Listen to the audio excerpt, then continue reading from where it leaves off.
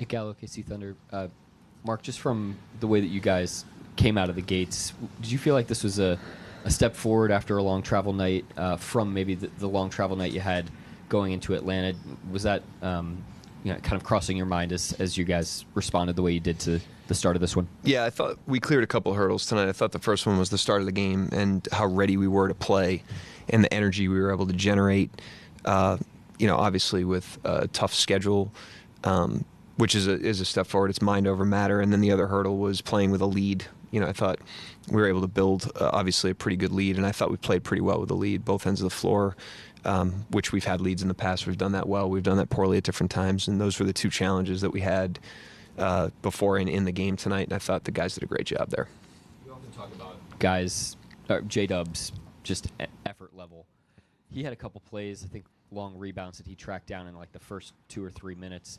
Do you feel those plays as being kind of catalyzers for a team in a night like this? Yeah, those are huge, and I think when you're on the second night of a back-to-back or in a condensed travel situation, like beating the other team to the ball, is a good start. It's something as simple as that. That's a tangible way to express energy, is like just get to the ball.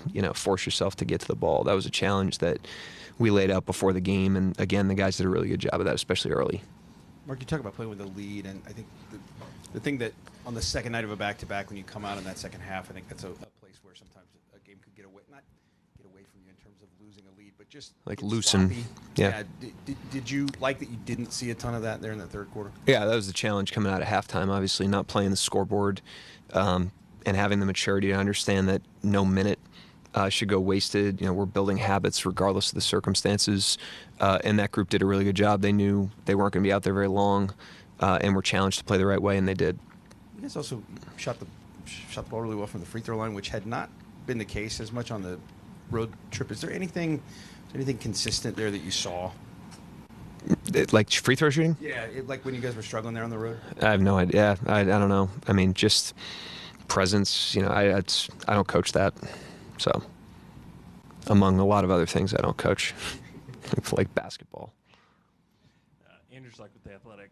You've now coached the team with the largest margin of defeat in Thunder history and the largest margin of victory. Can you tell me what the journey has been from there to here for you? That was an important game for us. So I thought we learned a lot of lessons in that game. You learn that it's one game. It's a true 0-0 thing. When you come out of that thing, you learn that the sun comes up the next day. You have practice the next day. I think in competition's hard, and fear is something that is an emotion that you feel in competition, and that's like your worst nightmare, that game. But the image of it, or the fear of it, is worse than the reality of it. The reality of it is you lose the game, you taste your own blood, and then you wake up the next day and you're 0-0. You got practice, you got another game coming. So we learned a lot from that. I thought it built some good fortitude in the team and some good scars, to the point where now it's kind of a badge of honor. We don't talk about it. But I mean, we endured obviously a lot of struggle, and that brings integrity to future experiences. And we're probably better, not only with that game, but we're probably better because of the struggles we've endured. And we'll endure more struggles, and we'll be better because of those if we handle them the same way. What else we got? Michael and then Cliff over there. In the back after that. Following up on Andrew's question, mentioning that going from the largest margin of losing to biggest winning, was there any thought of chasing that record from you guys? That's our record. We weren't chasing that. Okay. Hey, Coach, which one of these impresses you most or means more to you, the 139 or the 77 allowed? I mean, there's always noise in the score of an individual game. There's shot making noise. I thought they missed shots early. I thought they missed shots in the third. They had some decent looks that they missed. They're in the midst of a road trip. We saw them in New York. We were staying at the same hotel. So I mean, they're on the road. They're down a couple guys. So it's hard to evaluate the 77. Just like, we played Washington the other night, and I thought we drummed up pretty good energy in that game, and they shot the hell out of the ball, and the defensive output on paper didn't look great, but I actually thought we turned a corner in terms of effort in that game. And so proud of the way that we handled the challenges tonight, like I mentioned at the beginning. Being ready to play, we cleared that hurdle. Playing with the lead, we cleared that one. What the score ends up being, is just one game. Mark, is this kind of a sign of this team? I mean, it was a night where, I think you had 40 assists again. It just seemed like the guys were trying to one-up each other with terrific assists. I thought some of the bounce passes were tremendous. Yeah, I think, if you look at some of the best assists that we have as a team, there's always like a setup pass, that it's an advanced pass or it's a ball reversal. That's an invisible pass. It doesn't count for an assist. It doesn't show up in a box score. But those are the passes we're most proud of because they're sacrificial in nature. You truly are playing the game and playing for the team when you make those plays. And the group's done a great job for a long stretch of time now of making those types of plays. We're not perfect on a given possession, but we've got kind of a contagiousness around that right now, and it's making us very difficult to guard. And I think the guys are gaining confidence and momentum from that offensively. Yeah, Mark, Chauncey Billups just called you guys an elite team. Do you agree with that? And second of all, the leap you've made 2 years ago to last year was significant.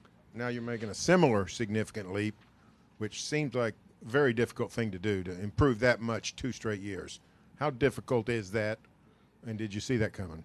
I have no expectations, so I didn't see it coming. I did not see it coming. I didn't have an expectation for it.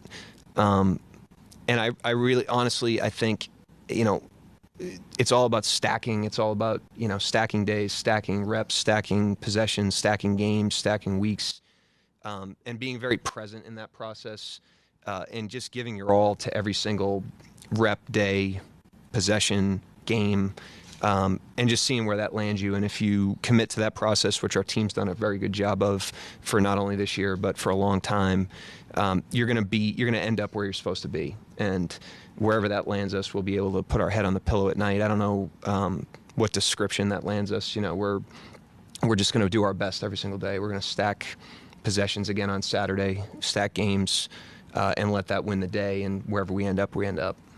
That's honestly how I look at it, not to punt on your question. Keontae just played in his 3rd straight game. You've done that before with Trey Mann. What goes into that decision-making to kind of push a guy to play 3 in a row? Yeah, it's tough, and he ended up playing more than I would have expected, obviously. But we dressed him for that reason. On a back-to-back, you never know what's going to happen, and wanted him to be available. I give him a lot of credit because he's just been parked, with the G League. He's done a great job with his development plan. Hasn't gotten an NBA minute really yet other than the preseason, and we call him today and tell him that he's active and he's grateful for the opportunity, and plays like it. So I have a lot of respect for how he's handled himself up until this point. He's gotten better as a result of that approach. He's just got a great, spirit of humility and hard work. He's a blue collar guy, player, and he's done a great job so far. I was happy to see him out there. You mentioned you don't coach free throws. How do you divvy up the responsibilities among your staff? With free throws? No, it's just everything in basketball and life. It's a loaded question, but they have work to do every day when they show up. They got stuff to do. The only one that's faking, there's one person faking it, and I'm not going to tell you who that is. Anybody else? Yep. See ya.